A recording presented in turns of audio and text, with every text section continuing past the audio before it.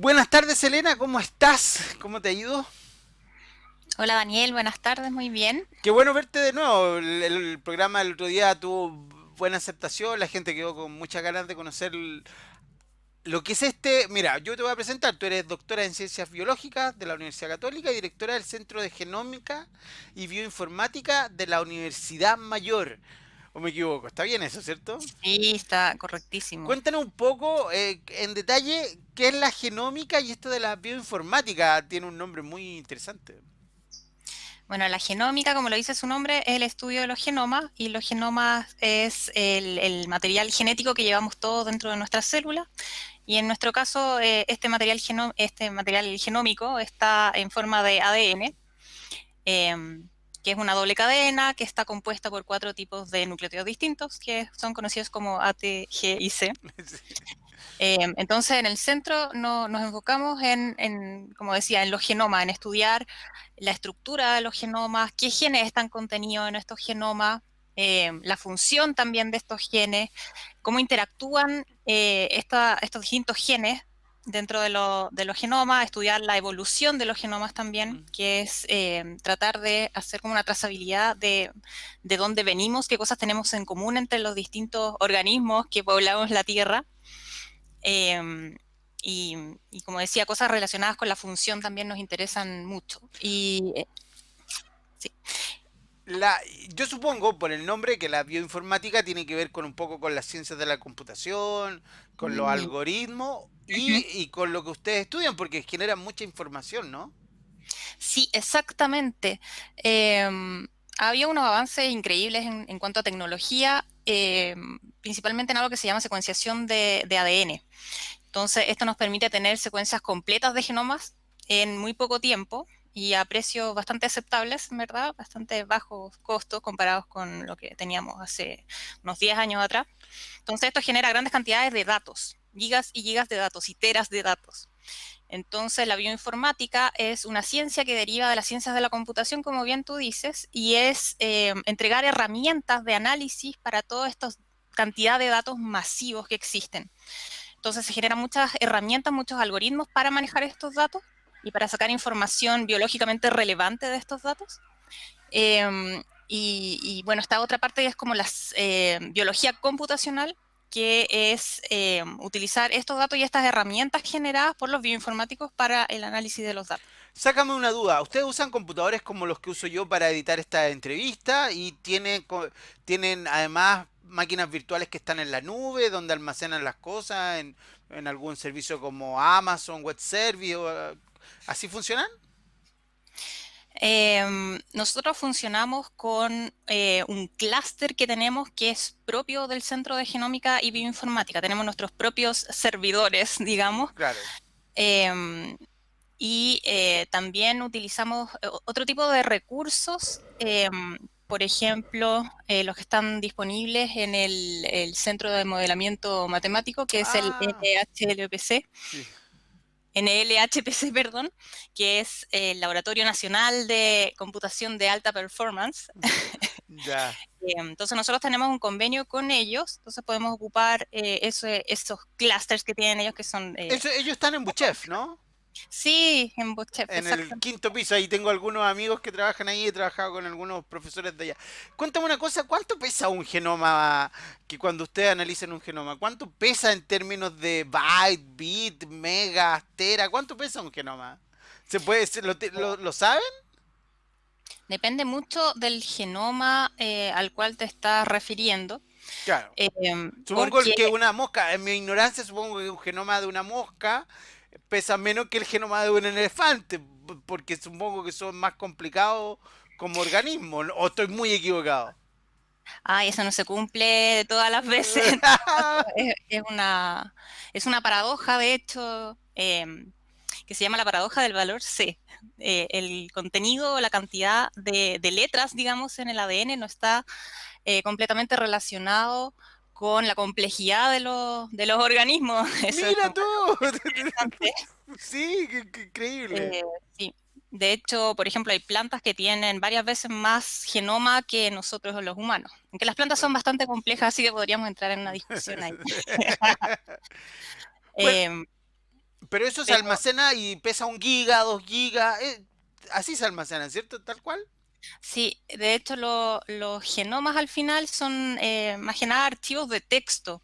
Ujú, Entonces, en el caso de los genomas hoy en día, que se hacen con secuenciación, que se llama secuenciación masiva, lo que tienes es el genoma completo, pero fragmentado en pequeños pedazos de secuencia, que ujú. dependiendo de la tecnología que estás ocupando, pueden ir de 150 letras cada uno de los fragmentos. Entonces, tienes millones de estos 150 letras que al final tú lo vas a tener que ensamblar al final. Cuando secuencia un genoma, eso Perfecto. hoy en día no es como la limitante y lo difícil, porque mientras puedas sacar ADN de un organismo, tú hoy lo vas a poder secuenciar. Ya. Y como decía, ahora está como bien rápido todo esto y es más o menos barato. ¿Te acuerdas que hace algunos años cuando se completó la digitalización del genoma humano, que debe haber sido, tú misma nos contaste que costó algo así como 30.000 millones, Sí, 3.000 millones de dólares. claro, 3.000 millones de dólares, sí. Y eso ya fue, ¿hace cuántos años llevamos ya que logramos... eh, Secuenciar el genoma del humano. ujú, Eso fue, el primer borrador del genoma humano fue el 2001 y la secuencia es como eh, pulida un poco, salió el 2004. Han pasado ya Entonces, casi 20 años y la tecnología ha avanzado mucho. Los computadores han avanzado mucho, la capacidad de almacenamiento. Cuando tú hablas de la gente, uno en la casa tiene escáner. Bueno, yo tengo escáner. Los más viejitos conocimos los escáneres, los fax. Cuando uno se imagina secuenciar un genoma, se usa una herramienta que hace la secuencia y la digitaliza inmediatamente. Es como un escáner de genoma. son distintos tipos de máquinas, digamos, Ya. que lo que hacen, uno en el laboratorio lo que hace es extraer el ADN de los organismos y genera lo que se llaman librerías, que es como fragmentar estos genomas grandes en pequeños fragmentos. Ujú, Y estas librerías son las que uno introduce dentro de estas máquinas que se llaman secuenciadores de ADN, que hoy en día hay como de dos tipos diferentes. Estamos como en la generación, la segunda y la tercera generación de secuenciadores masivos. Están como coexistiendo hoy en día. Entonces uno pone la muestra dentro de estos ujú. secuenciadores de ADN y obtiene archivos de un output que es esto que te decía yo, es como Un, millones y millones de secuencias cortas que después tú vas a tener que ensamblar, que ahí está toda la dificultad hoy en día, es como el cuello de botella de la Perfecto. caracterización de Ahora, genoma. cuando tú hablas de que son textos, es porque todo esto se mete básicamente, o sea, principalmente en una base de datos. Son archivos de texto porque realmente son archivos de texto gigantes que pesan varios gigas. Entonces, si Ya.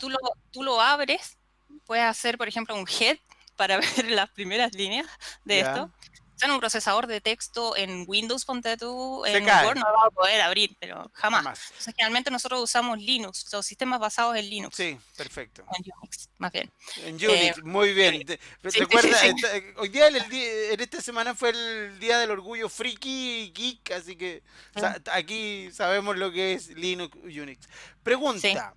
eh, se me pe- está. Los computadores. Bueno, y Ujú. esas máquinas son computadores grandes que se compran en algún lugar del mundo y deben costar unos cuantos miles de dólares y se traen a Chile y se arman y se hace la... Sí, tiene todo un aparataje asociado, pues porque tienes que tener tu sala de servidores para poder albergarlo, porque Perfecto. genera mucho calor, entonces necesitas climatización, necesitas un piso especial, necesitas reforzamiento en el techo para que no vaya a caer una gotera encima, necesitas UPS, Claro. Bueno, conexiones, sí. y sobre esto mismo ayer, bueno, durante esta semana hemos conversado antes, porque la gente no tiene por qué saber que hablamos ayer también, pero durante esta semana hemos conversado y tú nos contaste que hoy día ya se cuentan con 30.000 secuencias de genoma Ujú. del virus COVID-19. Te hago una pregunta. Cuando tú dices muestra, van donde un perrito o donde una persona le sacan la saliva, esa saliva la procesan y de esa saliva sacan el ADN. O es una muestra física, ¿cierto? Es una muestra biológica. Es una muestra biológica, generalmente en animales se obtiene de sangre Perfecto. el ADN, pero se puede obtener también de otros ¿Y tipos en de los seres tejidos. humanos que se enferman de COVID se la sacan de la sangre? La muestra para secuenciar los virus es del hisopado nasofaringeo. Ah, De ahí perfecto, como el saca, mismo, de ahí aíslan los virus, como el el RNA mismo, viral. igual que el test. Sí, es lo mismo. Se mete Exactamente. un sopapo, en realidad es como una Ah, varilla, es una varilla, ¿cierto? Que se es te la un cotonito es largo. un cotonito largo Es que un parece hisopo. que es, Hisopo es el nombre. hisopo. Sí, Es sí. horrible la varita porque parece que te llega hasta arriba en el cerebro. No, eso es verdad. Ya. Em, Entonces toman esa varita, igual que como lo hemos visto en algunas series en el CSI, la guardan, la meten en unas cajitas especiales y se la llevan al laboratorio. sí. Meten el hisopo en esta máquina y parte la secuencia, ¿cierto? Un poco más complejo que eso, porque en algunos casos tienes que extraer el RNA del virus primero, que el Perfecto. material genético del virus, perdón. Tienes que extraerlo de este cotonito, hacer algunos pasos mágicos ahí también en el laboratorio, que es la construcción de la librería de secuenciación, y después lo puedes meter a estas máquinas secuenciadoras que hoy en día están súper top, en verdad, que esto es una ventaja que no se tenía cuando estaba el SARS o el MERS, ¿ya? Ya. Esta, Que fueron pandemias también hace algunos tiempos. Hace algún ahora, el tiempo. SARS fue hace cuántos años ya, el 2002. Claro. Entonces no existían estos métodos de secuenciación masiva de ADN. Entonces uno podía tener un genoma de un virus que se demoraba meses, por ejemplo. Y hoy día ya lo tenemos a los días. No, 7 horas tiene el genoma de varios virus. De varios virus. Perfecto. Y en Chile nomás ya estamos trabajando, digo, me subí con 30.000 secuencias de genoma. Eso es lo que hay en el mundo Ah, en las bases de perfecto. datos. Por ejemplo, la base de datos NextStrain, que se llama, es la que está como recogiendo de todas partes del mundo secuencias de virus que uno va secuenciando en los distintos países. Y de Chile, en NextStrain, hoy hay como 150 genomas de virus, que es como un número bastante aceptable, creo, porque igual es caro secuenciar, no es algo barato.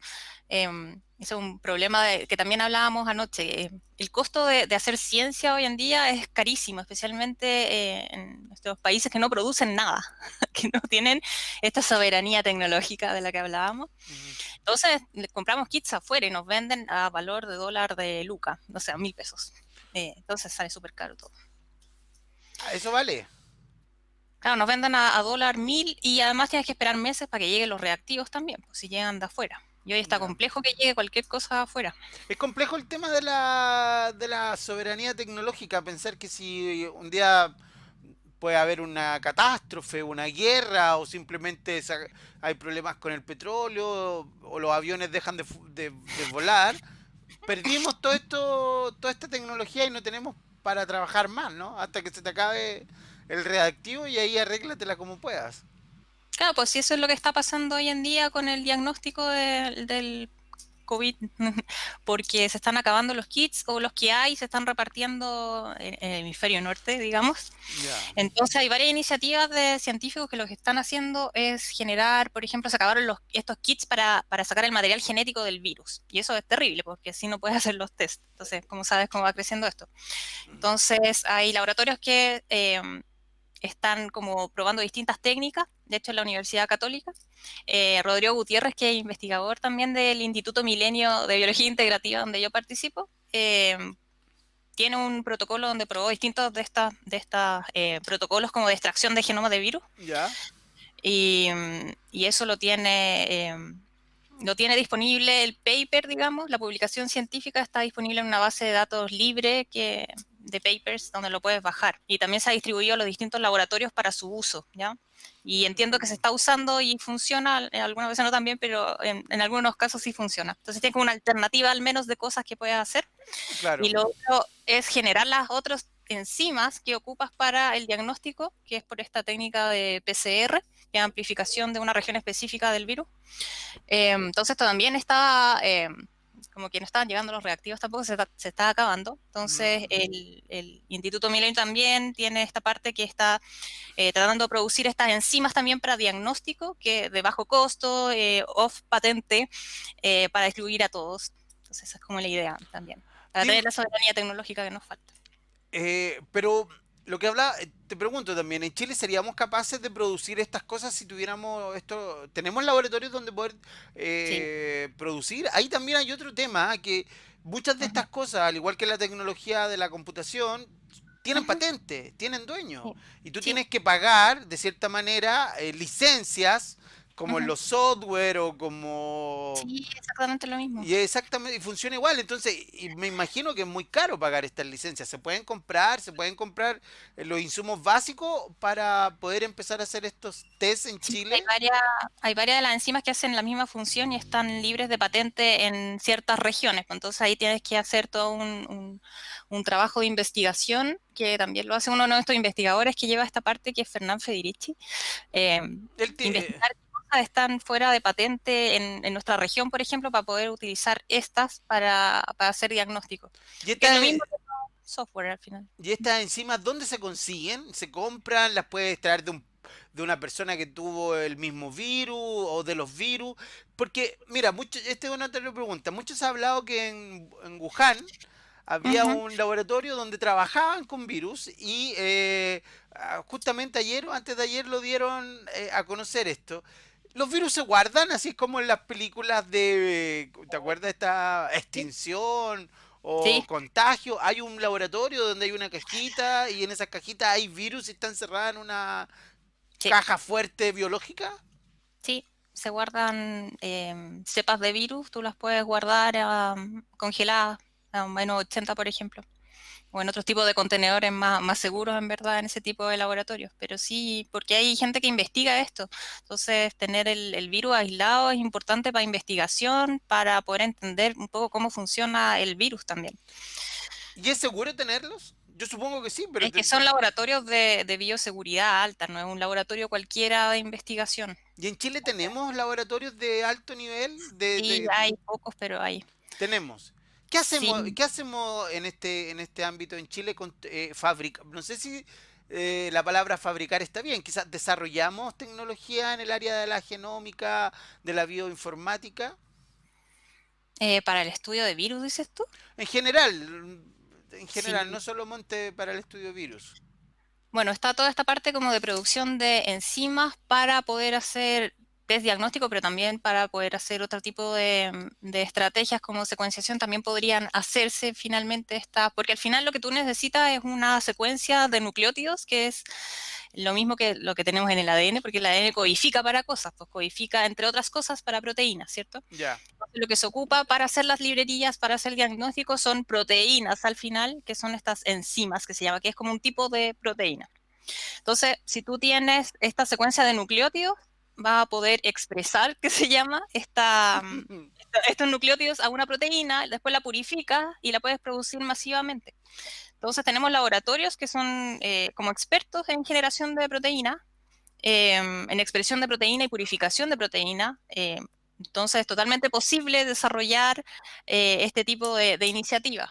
ya, En cuanto a las cosas bioinformáticas, también hay mucho desarrollo de herramientas bioinformáticas, de algoritmos que te permiten manejar genomas, por ejemplo, ensambladores de genoma, em, herramientas que te permiten hacer como estos árboles filogenéticos para seguir la propagación de un virus. Entonces, no, hay desarrollo de todo en nuestro país y tenemos las capacidades. o sea, tenemos capacidades, tenemos profesionales, tenemos laboratorios. ¿Qué? ¿Faltan ganas?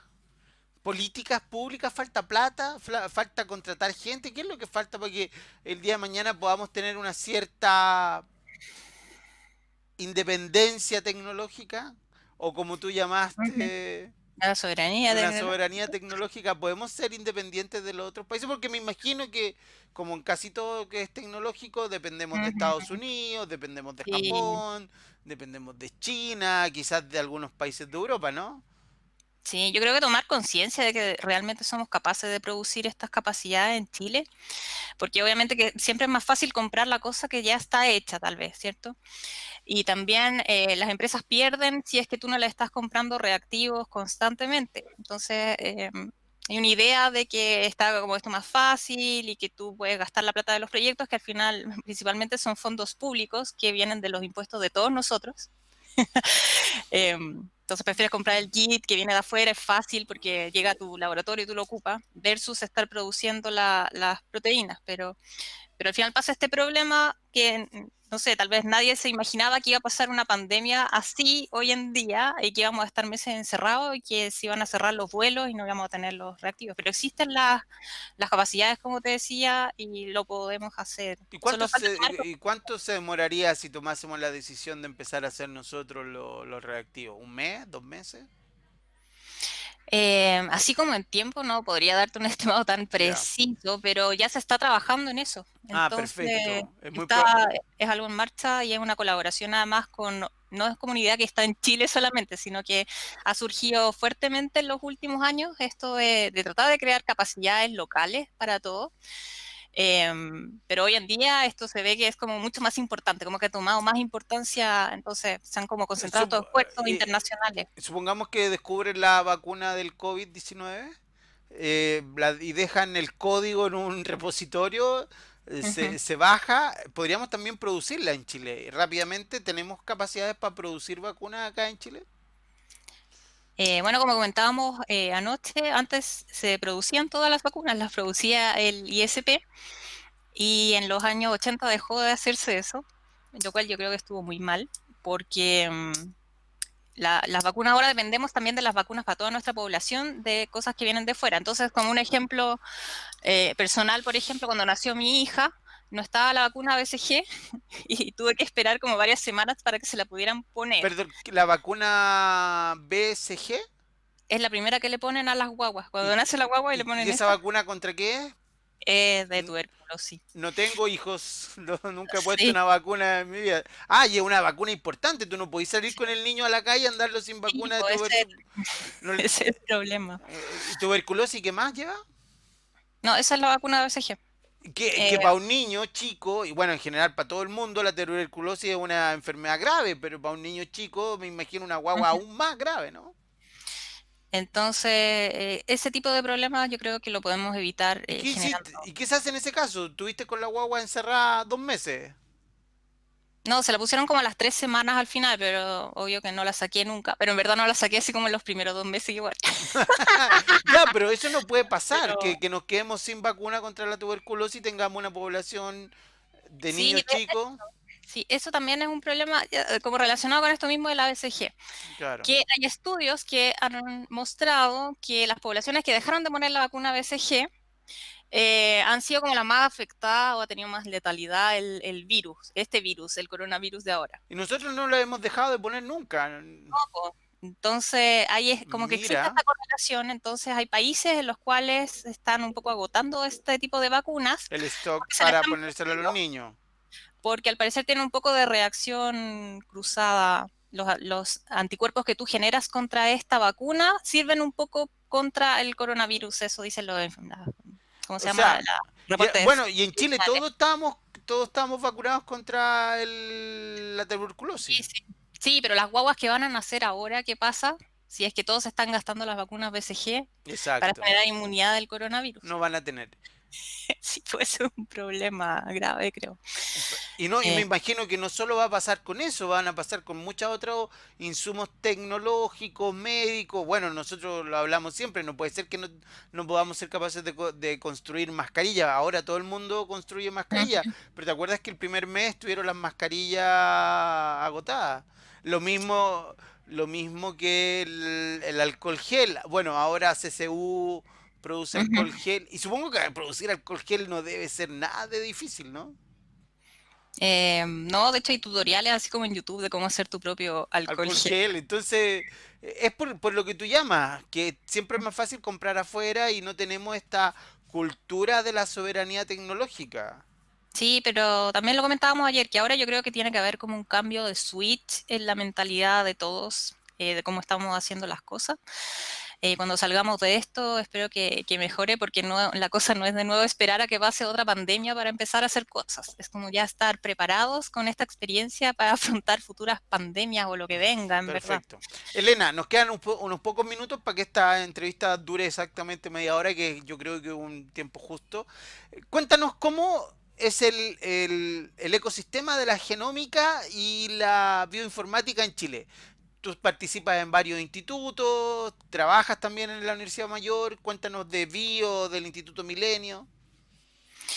Em, bueno, la genómica es un campo que es relativamente joven, digamos, porque la genómica viene de la mano con los avances tecnológicos, como te decía. De hecho, el boom de la genómica, em, y ahora estamos en una era que se llama con la era postgenómica, ¿ya? Que es donde ya estamos recuperando un montón de información sobre el genoma y estamos tratando de analizar entonces las funciones que está cumpliendo cada uno de estos componentes de los genomas. Entonces, como te decía, no es una ciencia que sea así como muy antigua. Entonces, no hay muchos investigadores, así como a nivel mundo y menos a nivel Chile, que sean como especialistas en el área de genómica. De hecho, uno de los primeros centros que se crearon para hacer investigación como específicamente en genómica es el Centro de Genómica y Bioinformática, que De se la, creó de la de la Universidad Universidad Mayor. Mayor, sí, de la Universidad Mayor, que se creó a principios de los 2010, o sea, en 2010 más bien.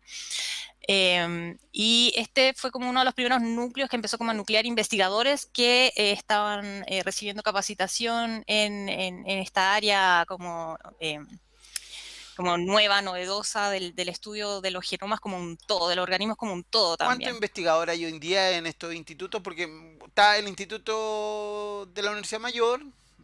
¿Cuál es Bio y cuál es el Instituto Milenio? El de la Universidad Mayor es un centro que es de Perfecto. la Universidad Mayor, que es el Centro de Genómica y Bioinformática. Y ahí tenemos alrededor de 13 investigadores que realizan investigación relacionada con genómica en distintos organismos. Entonces tenemos peces, por ejemplo, tenemos plantas, tenemos ratones, y en distintos Perfecto. temas. Hay unos que les gusta neurobiología, otros que les interesa desarrollo, no sé, unos que hacen predictores para enfermedades, no sé, como distintas Perfecto. ¿Y Bio qué es investigaciones. lo que es? Y BIO es un centro de excelencia financiado por la iniciativa científica Milenio. Entonces, esto es como un proyecto grande en donde participan distintas universidades, investigadores de distintas universidades.